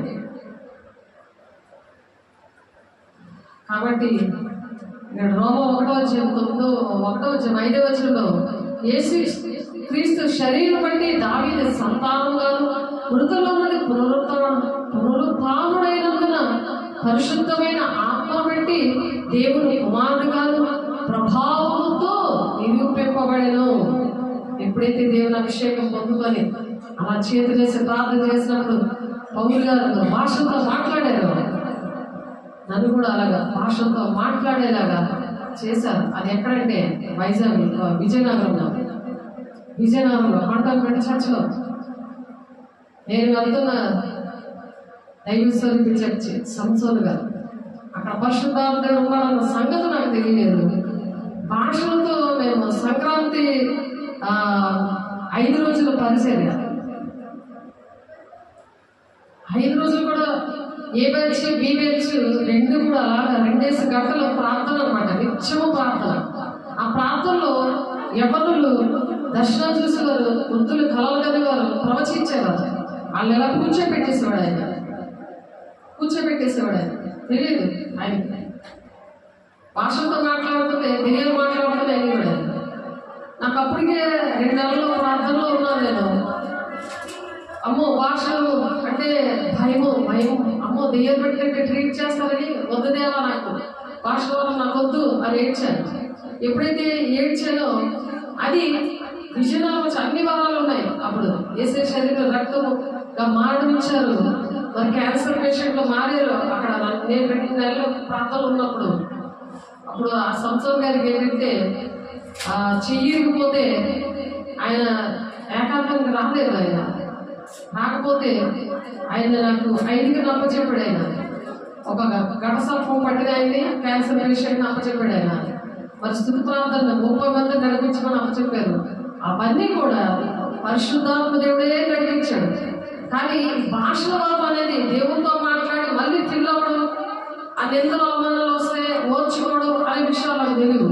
కాబట్టి విజయనగరం దర్శనం మీద వచ్చినప్పుడు సేవ చేస్తున్నప్పుడు భాషల వరం రాక అది తెలియక చాలా ఇబ్బంది పడేదాన్ని నేను. ఎన్నో అద్భుతకారాలు చేశాడు. ఇక్కడ చెస్ట్ క్యాన్సర్తో ఉన్న వాళ్ళని, మరి రక్తస్రావం ఉన్న వాళ్ళని, దెయ్యాలు పట్టిన వాళ్ళని పరిశుద్ధ చేతులేసి ప్రార్థన చేస్తే మరి యోహాను పేరు చేతులేసి ప్రార్థన చేశారు, పౌలు ప్రార్థన చేశారు. అలాగే నేను ఇంగ్లాపల్లో మరి ఇక్కడ జొన్నగుడ్లో మేడపల్లిలో నేను చేసినప్పుడు దేవుడు చాలా కార్యాలు చేశాడు. ఎప్పుడైతే మరి భాషల వరం కోసం నేను ఆయన తెలుసు కదా, నేను పరిచయం చేసినప్పుడు ఇక్కడ దర్శనం పిలుపు మీద వచ్చినప్పుడు అన్ని కూడా ఆన్ అయిపోయేవారు, వరాలు ఆన్ అయిపోయాయి. మనం పని చేసినప్పుడే అవి ఆన్ అవుతాయి, దేవుడు ఆన్ చేస్తాడు. నా బిడ్డ పనికి పూర్వం ఉంది, నేను ఆ వరాలు పని చేసిన నేను చెయ్యాలి అని దేవుడే చేశాడు నాకు. అలా మీకు కూడా చేయాలని ఇష్టపడుతున్నాడు దేవుడు. బిడ్డలారా, ఆత్మ లేనివాడు నావాడు కాదు అంటున్నాడు. అందుకే రోమా 8:9 అప్పుడు సహాయం చేయడు. ఓన్లీ మాటలు చెప్పుకోవడమే, కల్పన కథలు చెప్పుకోవడమే, శాస్త్ర పరిచయం సర్దిగారు వాళ్ళు అలా చెప్తున్నారు, వాళ్ళు చేయలేని పరిస్థితులే ఉంటాయి. కానీ ధీర్యం వస్తుంది. కానీ అది ఎవరైనా చెప్తారు, కబుర్లు చెప్తే ఒక్క పని చేయమని అంటారు కదా ఇంట్లో కూడా. అలాగా చేసి అలా పెరిగే జీవితాన్ని దేవుడు ఇలా మార్చాడు. దేవుడు రూపాంతరం చెందిన అలా పరిచయానికి వచ్చినప్పుడు అవన్నీ కూడా ఆన్ చేసి అలా వాడుకున్నారు. ఇక్కడ చెడుపులు, చిల్లలు, తాగుబోతులు అవన్నీ కూడా ఉండేవి. ఎందుకంటే మా ఆయన అటువంటి విషయంలో నా భర్త విగ్రహారాధన ఇవన్నీ విషయాల్లో ఆయన ఇటువంటి ఏరియాలో చెడిపోయాడు. కాబట్టి అటువంటి ఏరియాలో నన్ను సేవకు తీసుకొచ్చి అలాగా 5-6 ఏరియాలో వాడుకొని సొంత సంఘం ఇచ్చి మరి దేవుడు నిలబడ్డానికి కారణం ఏంటంటే భాషల వరం. ఆ భాషల వరం విషయంలో మరి ఇద్దరు జంట వాళ్ళు. ఆ పేరు ఆ ఇద్దరు వచ్చి కూడా ఇక్కడ మీటింగ్ పెట్టారు. సలోమి ఆ పేరు. ఆ పాస్టర్ గారు నన్ను ఏం చేశారంటే, నేను భాష మెసేజ్ అంతా అయిపోయింది, ఆ టీం అందరూ వచ్చి భాషల వరం కోసం చెప్పడం, ఓన్లీ భాష వరం కోసమే కంటోన్మెంట్ చర్చ్లో ప్రార్థన అయినప్పుడు మరి నా ఆత్మీయ బిడ్డలు కూడా వచ్చారు. అక్కడికి వస్తే ఎస్తేర్ ఒక ఆమె ఉంది, 3వ క్లాస్ చదువుతుంది. ఆమెకి దేవుడు ఆత్మీయతలు తెచ్చి ప్రవచనం అన్నీ చెప్పేది, చక్కగా ఎక్కడ ఏం జరుగుతుంది అన్నీ చెప్పి తన ఇంట్లో నుంచి ఒక పెద్ద సాతానుడు ఇలా చిన్న చిన్న పురుల దండ వేసుకొని వెళ్ళిపోయి చూపించారు. వాళ్ళ అమ్మకే గుండె నొప్పి, చెస్ట్ క్యాన్సర్ ఉండేది, అది వెళ్ళిపోవడం చూపించారు. ఆమె ఇంటికి వెళ్ళాడు. చిన్న ఇల్లు గుడారం ఇలా టెంట్లో కట్టుకుంటున్న ఇంటిలో ఉంది ఆమె. ఉంటున్నప్పుడు అమ్మ దేవుడు మీ ఇంటికి వెళ్ళమంటున్నారు అని చెప్పి ఆమె కూడా ఒక దైవస్వరూపి చర్చికి, అహరోన్ గారి చర్చికి వెళ్తూ ఉండేది. అయితే నేను కాబట్టి అమ్మ నీతో మాట్లాడమన్నారు, నేను ప్రార్థన చేస్తాను నీకోసం, ప్రార్థన చేయడం నా ఇంటికి వెళ్ళమంటున్నారంటే కూర్చోడానికి కూడా ప్లేస్ లేదండి ఆమె. నేను నిలబడి ప్రార్థన చేసి వెళ్ళిపోతాను. ఇలా ప్రార్థన చేసి వెళ్ళినప్పుడు అప్పుడు ఆ స్పాట్లో ఆమెకి ఆత్మీయతలు తెలిసారు. ఆ 3వ క్లాస్ అమ్మాయి ఇస్తే అవన్నీ తనకి బాప్తీసాలు ఆ కుటుంబానికి ఇచ్చినప్పుడు దేవుడు ఎన్నో కార్యాలు చేశారు. ఆ యోహాను బాప్తీసం తీసుకొని మరి పరిశుద్ధాత్మ దేవుడు లేక ఆ గుండె నొప్పుతుంది, ఆ చెస్ట్ క్యాన్సర్ తోటి, పేదరికంతో చాలా నలిగిపోతున్న కుటుంబం దేవుడు నిలబెట్టి దేవుడు ఘనమైన ప్రార్థనగా దేవుని చేతుల బలమైన ఆయుధాలుగా వాడుకుంటున్న వాళ్ళు ప్రార్థన చేస్తుంటే యేసయ్యే ఆమెకి బాప్తీసం ఇస్తున్నట్టు ఆ ఎస్తేరుకి దేవుడు కళలో చూపించారు. పాస్టర్ గారు నాకు బాప్తీసం ఇవ్వండి అని బాగుపడుతుంటే, అమ్మ చిన్నపిల్లలకి ఇవ్వాలో ఉందో నాకు తెలియదు, ఉండమ్మా దేవుడు అడిగి చెప్తాను అన్నాను. వాళ్ళందరూ తీసుకొచ్చారు, 2 ఫ్యామిలీలు, 2 ఫ్యామిలీలు వచ్చారు నాతోటి. వాళ్ళు అక్కడ ఉన్నారు, వినీత ఫ్యామిలీ, మరి రూతు ఫ్యామిలీ, ఇద్దరు వచ్చినప్పుడు ఆ కంటోన్మెంట్ చర్చ్లో మరి అక్కడ మెసేజ్ వినడం అవన్నీ కూడా చాలా బలంగా దేవుడు మమ్మల్ని తాకి, ఈ చిన్నపిల్ల అయితే ఈ 3వ క్లాస్ పిల్ల పరిశుద్ధాత్మతో గంతులు వేసేసింది. అప్పుడు వెంటనే బాప్తిసం అనే దేవుడు మాట్లాడారు. అలాగే దగ్గర 12 మందికి చిన్నపిల్లలకు బాప్తిసాలు ఇవ్వడం జరిగింది. అలాగా నాకు చిన్నపిల్లలకి ఇస్తున్నారని నాకు తెలియదు, కానీ దేవుడు వాక్యంలో ఉంది, దేవుడు అలా నడిపించారు. తర్వాత నేను మోకరించి భాషలో ఎవరు మాట్లాడాలో వాళ్ళు బలిపీఠం దగ్గరికి వచ్చి మోకరించి దేవుడిని అడగండి, దేవుడు ఇస్తారు అని అంటే, ఎక్కడైతే నన్ను ఆ ప్రార్థనలో 5 రోజుల ప్రార్థన, ఉపవాస ప్రార్థనలో దేవుడు మరి ఆ భాషలో మాట్లాడుతున్న వాళ్ళు ప్రవచిస్తున్న ఇలాగ అనిపిస్తున్నాడు కదా. మొదటి దశలోకి పత్రికలో ఉంటది, ఆత్మను ఆత్మకుడి, ప్రవచనాన్ని నిర్లక్ష్య పెట్టబడి, ప్రవచనం ముందు భాషలు వస్తాయి. ఆ విషయం అక్కడ జరిగింది. దేవా నాకు భాష వద్దమన్నయ్యా, నాకు ఆ వాక్యం తెలియదయ్యా, నన్ను క్షమించయ్యాలి బోరు అని ఏడిస్తే నాకు భాష వరంతో నింపాడు దేవుడు. అక్కడ నింపి నేను భాషలతో అలా మాట్లాడితే ఇంకా నన్ను నింపండి ప్రభా, ఈ పరిచయం చేయాలి అని నేను ఏడ్చినప్పుడు, పరిచయం చేస్తున్నప్పుడు ఎన్నో కష్టాలు వస్తాయి, అనేందో అవమానాలు వస్తాయి. వాళ్ళతో వాళ్ళకి అసలు సాధారణ అసలు దేవునాథులకి అసలు ఇంట్లోకి వెళ్ళాక ఇంట్లో వాళ్ళ వల్ల వాళ్ళు తట్టుకోలేక, వాక్యం తెలియక, ఈ భాషల వల్ల లేక, దేవునితో మాట్లాడే అనుభవం లేక అలాగే నలిగిపోతుంటుంది. అలా తాక్కుని వచ్చేసేవాడు ఆయన ఇంట్లో. వీళ్ళ అభిషేకం అంతా పోయింది. సువార్తకి వెళ్ళినప్పుడు చీకట్లు ఆవరించేసి వీళ్ళ అవన్నీ వాళ్ళతో మాట్లాడేవారు, అవన్నీ చక్కగా ఆత్మీయతతో చూసేవారు. ఆ చీకట్లో 5 చీకట్లు కనబడ్డాయి. 5 చీకట్లు ఆవరించినప్పుడు వాళ్ళకి కనబడ్డాయి. అనేక మంది గుండెలు తినేస్తున్న చీకటి, దాని ఒళ్ళంతా గుండెలే, కిడ్నీస్ తినేస్తున్న చీకటి, అవన్నీ అలాంటివన్నీ కూడా కనబడినప్పుడు ఇవి మాకు చాలా ఉపయోగంగా పరిచయం, ఎంతో ఉపయోగకరంగా దేవుడితో మాట్లాడే అనుభవం. అలా మేము సువార్త చేస్తాము. ఎంగ్లాబర్లో నేను లేకుండా అందరూ కూడా ఆ భాష బలంతో ఆ దర్శ బలంతో పరిచయం చేసి ఇప్పుడు బిల్డింగ్ అయిపోయాయి. అవి బిల్డింగ్ అయిపోయాయి, పాకలు లేవు, ఎక్కడ పాకలు లేవు. నేను పరిచయం చేసిన దగ్గర ఇంగ్లాపల్లో. మరి అలాగే దేవుడు ప్రతి గ్రామంలో కూడా అటువంటి పరిచయం ఇచ్చారు. ఈ భాష ఇంకా గట్టిగా నాకు రావాలని నేను ఏడుస్తున్నప్పుడు, మరి లాస్ట్లో అందరూ వెళ్ళిపోయాక నా సాక్ష్యము ఆ సలోమి అనే ఆ మాస్టర్ గారికి నేను చెప్పినప్పుడు ఆమె వెంటనే నన్ను కౌగిలించుకొని గట్టిగా ప్రార్థన చేసింది. ఆమెలో ఆ దేవుని ఆత్మని నాలోనికి ఇంకా పవర్ఫుల్గా వచ్చేలాగా అలాగే నన్ను కౌగిలించుకొని ప్రార్థన చేస్తుంది. కాబట్టి నేను కూడా ఇప్పుడు అందరినీ కూడా అలాగే దేవుని బిడ్డలు ఎవరైతే ఆశపడుతున్నారో, మన సునీత అనే అమ్మాయికి ఉదయం పరిశుద్ధాన్ని పొందితే రాత్రి సాతానాత్మ వచ్చేసింది. ఆమె కోసం ఆమె తల్లి చనిపోతానంటే నాకు తెలియదు ఆ విషయం, కానీ ఆమెను కౌగులించుకొని పరిశుద్ధాత్మ పొందుకునేలాగా ఆమెను నిలబెడితే అప్పుడు ఆ తల్లి చెప్తుంది, మాస్టర్ గారు మీరు అలాగా పరిశుద్ధాత్మ కూతురు ఈ రోజు పొందుకోపోతే నేను ఉరేసుకొని చచ్చిపోదాం అనుకున్నాను. ఎందుకంటే ఆ పిల్లలు ఒక దెయ్యం వచ్చింది, 12 గంటలకు వచ్చింది. ఆ ఊరి దేవత తెల్లవారు 3 గంటలకు వదిలింది. ఆత్మీయ పిల్లలందరూ వణికిపోయి మోకాలు వేసి వేసరక్తం అనుకోని ఉన్నారు. వాక్యం తెలియదు కదా, చాలా మందికి తెలియదు. వాళ్ళు చేసిన వాళ్ళు ఒప్పుకున్నారు అవి చూసి. కాబట్టి దేవుడు ఏం చేస్తారంటే పరిశుద్ధాత్మ దేవుడు వచ్చి పాపమును ఒప్పిస్తారు. పాపం గురించి నీతిని గురించి ఒప్పింపచేసే ఆత్మ కుమ్మరించాడు ఆ రోజు. అలా కుమ్మరించాలని మేము అనుక్షణము అదే ప్రార్థన చేసి యెషయా గ్రంథం తీసుకుంటాం. అలాగే దేవుడే దిద్దుబాటు ఆత్మనిస్తాడు. అలాగా దేవుడు మరి భాషల బలంతో నింపబడాలని దేవుడు ఈ మాటలు మరి జీవన యాత్ర విషయంలో మన జీవితం ఎంత విలువైనదో అది తెలియపరిచాడు. చాలా మంది చనిపోతారు, ఎందుకు ఎంత పరిచయం చేసినా నా ఆత్మీయ బిడ్డల మాట వినట్లేదు, నా కుటుంబం మాట వినట్లేదు అని చనిపోయే పరిస్థితిలో ఉంటున్నారు. మరి దేవుడు దావీదు భక్తులు 7 తలాంతులు 7 దేవుడు దీవించాడు. యోబుని కూడా మరి 2 ప్రార్థన చేసినప్పుడు దీవించాడు. అలా నన్ను కూడా అలాగే దీవించాడు దేవుడు. నేను ప్రార్థన చేసినప్పుడు ఎవరి మీద చేతులు చాటకుండా అలా దీవించాడు ఆయన. మరి 1 పేతురు 4:16 ఉంటుంది. ఆయన బట్టి మనం సిగ్గుపడకుండా మనల్నంట దీవిస్తాడంట. ఆ విధంగా 1 పేతురు రాసిన పత్రిక ఒకసారి చూడండి.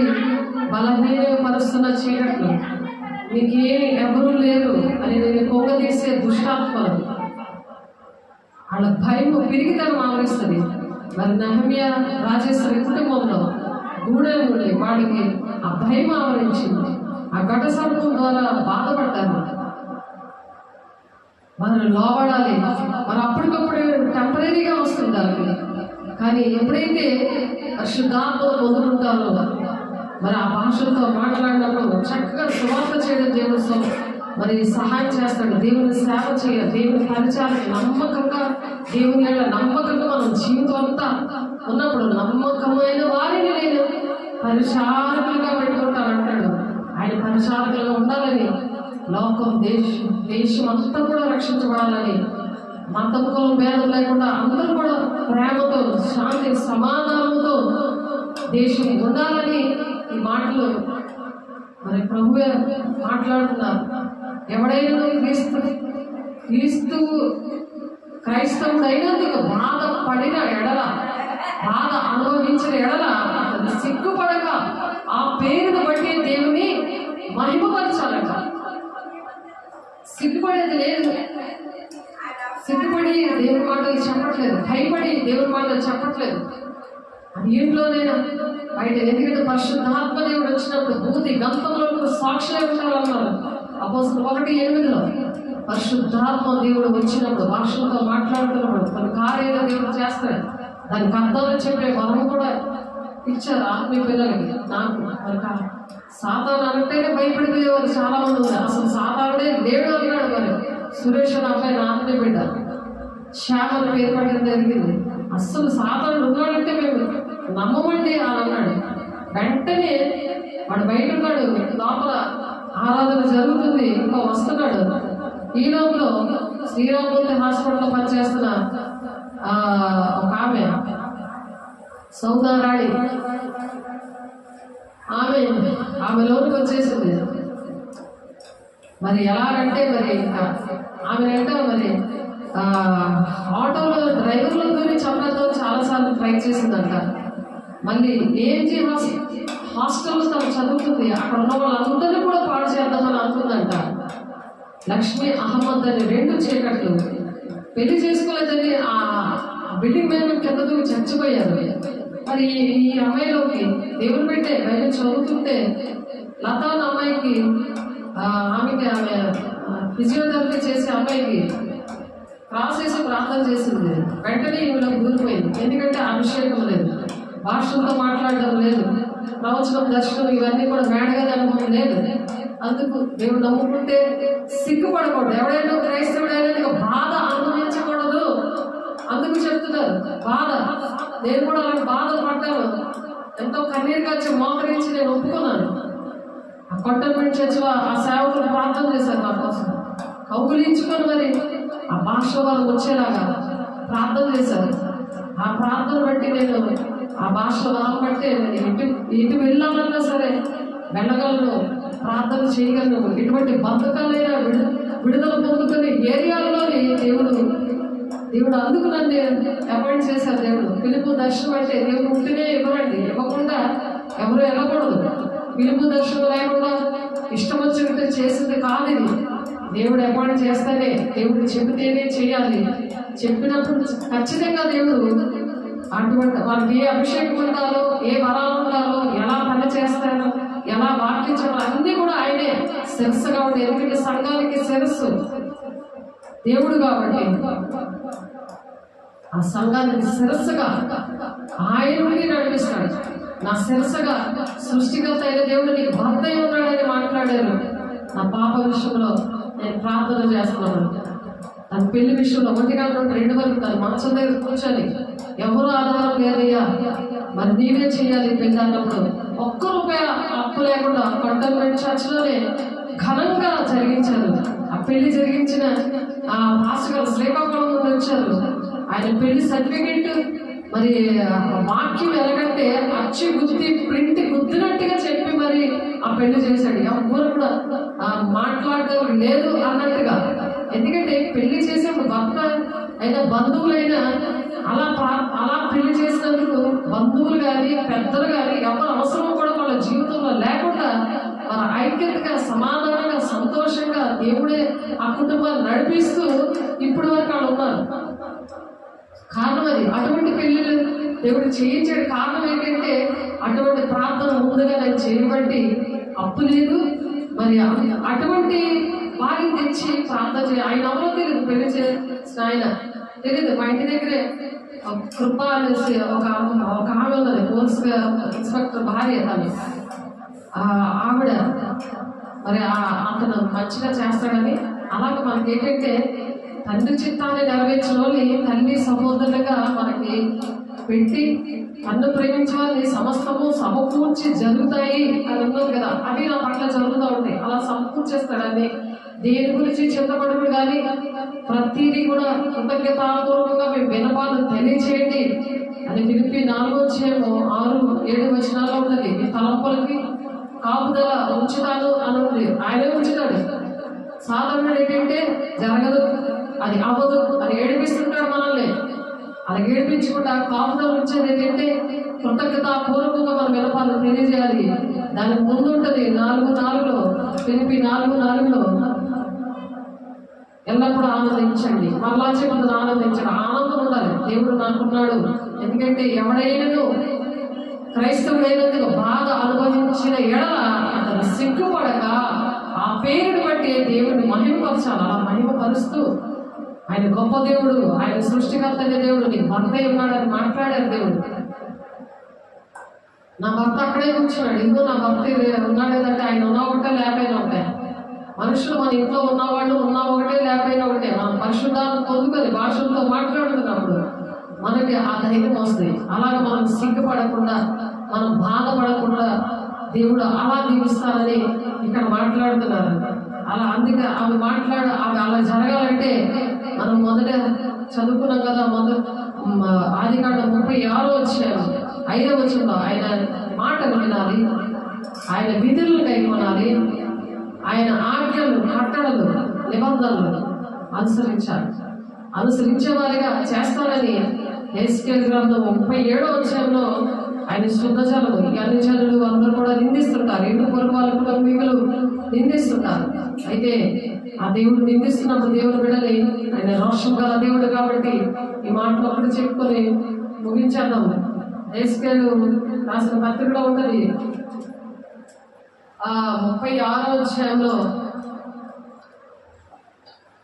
హెస్కేల్ రాసిన పత్రిక చూడండి, తీసి చూడండి, రాసుకోండి.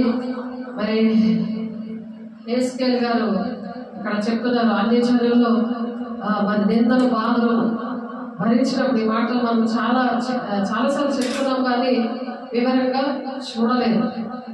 అందుకని ఇప్పుడు నేను చదువుతున్నాను.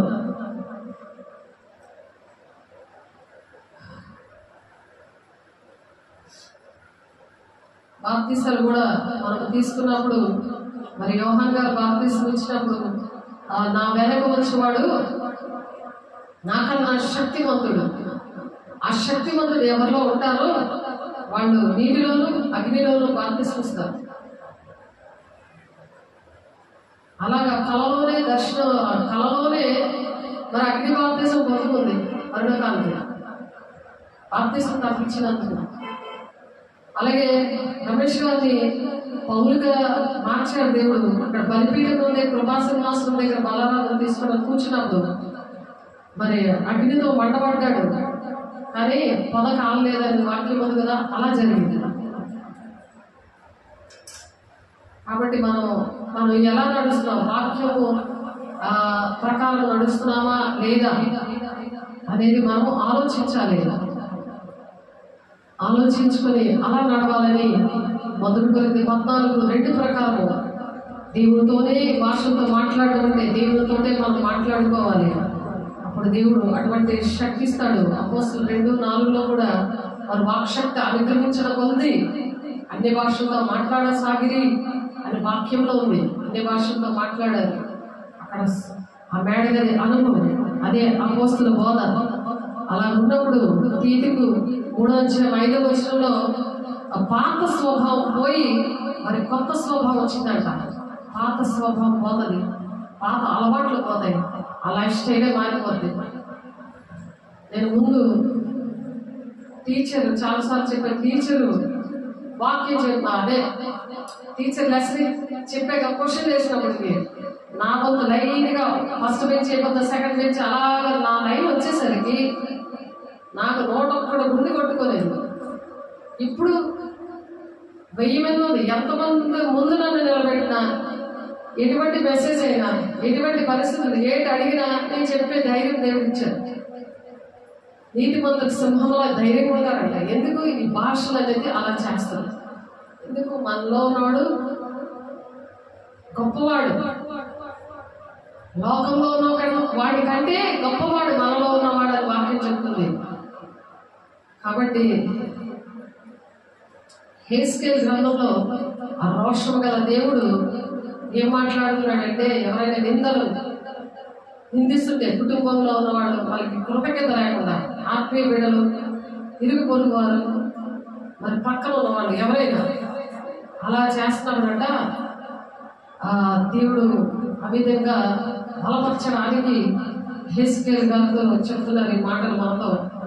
నేను అన్ని జనుల నుండి మిమ్మల్ని తోడుకొని ఆయా దేశం నుండి సమకూర్చి మీ స్వదేశంలోకి మిమ్మల్ని రప్పించదను. మీ అపవిత్ర యావత్తు పోనట్లు నేను మీ మీద శుద్ధ జలము చల్లుదును. మీ విగ్రహముల వల్ల మీకు కలిగిన అపవిత్రత అంతటినీ నేను తీసివేసేదను.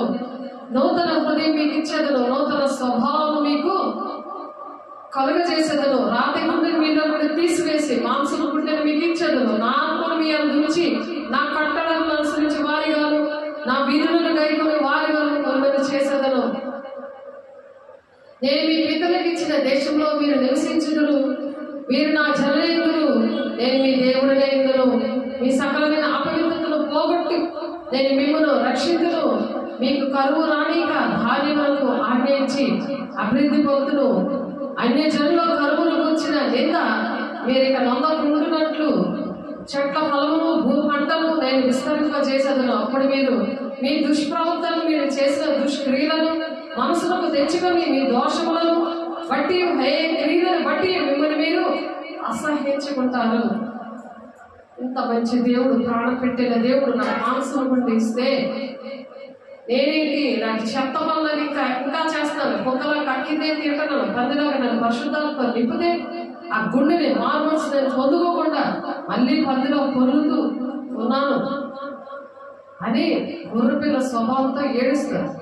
లేకపోతే తిరగబడతారు అన్నమాట. కుక్కల పండ్లు తీసి పెట్టడం, పండు కొరకడం, అహంకారంగా మాట్లాడడం, తిరగబాటు చేయడం ఇంటిలో జరుగుతున్నాయి, సంఘాల్లో జరుగుతున్నాయి, మరి గ్రామాల్లో జరుగుతున్నాయి, దేశంలో జరుగుతుంది. కారణం ఇదే. కాబట్టి మొత్తం కులం భేదం లేకుండా దేవుడు అందరి కోసం ప్రాణం పెట్టిన కారణాలు ఇవి. అది గ్రహించి మన జీవితం చాలా విలువైనదని మనం ఆలోచించాలి. మీ దోషముల వల్ల మీకు కలిగిన అపవిత్రత నేను తీసివేసి మీ పట్టణంలో మిమ్మల్ని నివసింపజేయనాడు పాడైపోయిన స్థలం మరలా కట్టబడదు. పాడైపోయిన స్థలం నేను ఉంటున్న స్థలం కట్టాడు. ఈ ఆలయాన్ని వాళ్ళ జీవితాలు కట్టాడు. మార్గస్థులు దృష్టికి పాడుగాను నిర్జనముగాను అగపడిన భూమి సేద్యము చేయబడను. పాడైన భూమి ఏదేను వనములో వనము వలె ఆయనని పాడుగాను నిర్జనముగాను ఉన్న ఈ పట్టణంలో నివాసములో నిండి ప్రాకారముల గలవాయనని జనులు చెప్పుదురు. నాలుగు ఇక్కడ చెడుపులు చిల్లకులు మడ్డలు జరిగి ఇప్పుడు లేవు. దగ్గర 15 సంవత్సరాలు సేవా జీవితం, 25 సంవత్సరాలకు దేవుడు అభిషేకించి అనుభవంలో సేవ చేయించుకుంటూ వైజాగ్ నుండి విజయనగరం తీసుకొచ్చాడు. అక్కడ సేవ జరిగింది, ఇక్కడ సేవ జరిగింది. నేను మర్చిపోయినా కొంతమందిని ఆనందం మర్చిపోరు, నన్ను పోల్చుకొని ఆ సాక్ష్యం చెప్తుంటారు. కాబట్టి ఆ విధంగా యెహోవానైన నేనే పాడైపోయిన స్థలంలో కట్టువాడనని, పాడైపోయిన స్థలంలో చెట్లను నాటువాడనని మీ చుట్టూ శేషించిన అన్యజనులు తెలుసుకుందరు. వాళ్ళు తెలుసుకుంటారు. అన్యజనులు ఎవరైతే దూషించారు, ఎవరైతే నిందలు వేశారు వాళ్ళందరూ తెలుసుకుంటారు. దేవుని బిడ్డగా మనం అలాగే పరిశుద్ధాత్మతో నింపబడి అనుక్షణము భాషలతో మాట్లాడుకుంటూ ఆ నిందలు అవమానాలు భరించుకుంటూ ఆ కన్నీటిని నాట్యంగా చేసే దేవుడు నీ కన్నుల వెంబడి కన్నీరు నేను రానుకున్నా అంటున్నాను. ఎవరితోటి ఆయన కట్టలు అనుసరించేవారిని, ఆ నిబంధనలు ఆజ్ఞలు ఆయన మాట వినేవారు, పరిశుద్ధాత్మ దేవుడు ఆహ్వానించిన వారు, దేవా నాలోనికి రా అని అడిగినవారు. కాబట్టి దేవుడు ఈ మాటలు దీవించిన కాక ప్రార్థన చేసుకుందాము. పరిశుద్ధాత్మ దేవ, మహిమగల దేవ, మాతో నేను మమ్మల్ని బలపరిచి స్థిరపరిచి నడిపించడానికి మా జీవితాలు విలువైనవని అయ్యా నాయన మీరు దర్శించి మాతో నాయన మీరు మాట్లాడండి, ముఖాముఖ మాట్లాడండి. మీకే కొట్లాది వందనాలు స్తోత్రాలు చెల్లిస్తూ ప్రతి ఒక్కరి వాక్యంలో, ప్రతి ఒక్కరి హృదయాల్లో వాక్యము దూరంగా బలవంతంగా అయ్యా మీరు నాటుతున్నారు. మరి నాయన అయ్యా మీరే అధ్యక్షత వహిస్తున్నారు, మీరే నడిపిస్తున్నారు, మీరే మహింపొందుకుంటారు. మీకే కొట్లాది వందనాలు స్తోత్రాలు చెల్లిస్తూ యేసయ్య పరిశుద్ధ నామములో బ్రతిమలాడి వేడుకుంటున్నాము తండ్రి. ఆమేన్. తన యొక్క దీవెనకు వారి యొక్క కృప పరిశుద్ధాత్మ యొక్క నిత్య సహవాసంలో సకల ఒక పరిశుద్ధుడికి వాక్యం విన్న ప్రతి ఒక్క వేడికి నూరంతులుగా ఫలింపు దయచేసి సదాకాలము తోడే ఇంటికి నడిపించును గాక. ఆమేన్. God bless. దేవుడు మిమ్మల్ని దీవించును గాక. దేవుడికి వేలాది వందనాలు. మీ అందరికీ నా దీవెనలు.